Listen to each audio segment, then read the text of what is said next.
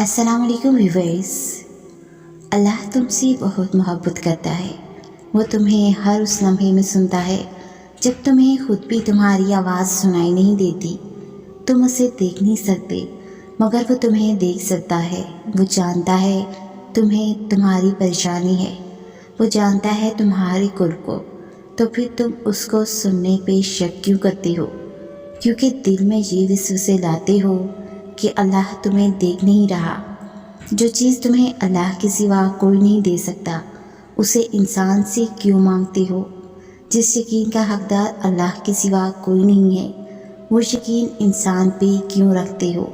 جس محبت کا حقدار صرف اللہ ہے وہ محبت انسان کو دے کر پھر نصیب سے شکوہ کیوں کرتے ہو؟ اللہ کو راضی رکھنا سیکھو، بس باقی سارے خود ہی راضی ہو جاتے ہیں۔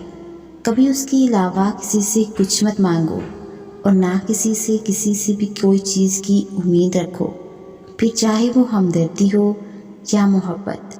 انسان بھیک میں ذلت کے سوا کچھ نہیں دیتا، بادشاہ تو بس خدا ہی ہے، مجزوں کا بھی عطا کا بھی۔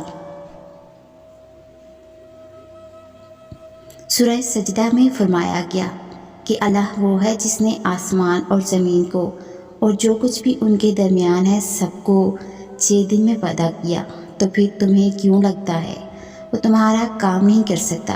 یا تم ایسا کیوں سوچتے ہو کہ جو مانگا ہے وہ تمہیں وہ چیز نہیں دے سکتا؟ اس کے خزانوں میں کبھی کمی نہیں آتی، وہ آسمان سے لے کر زمین تک ہر کام کی تدبیر کرتا ہے۔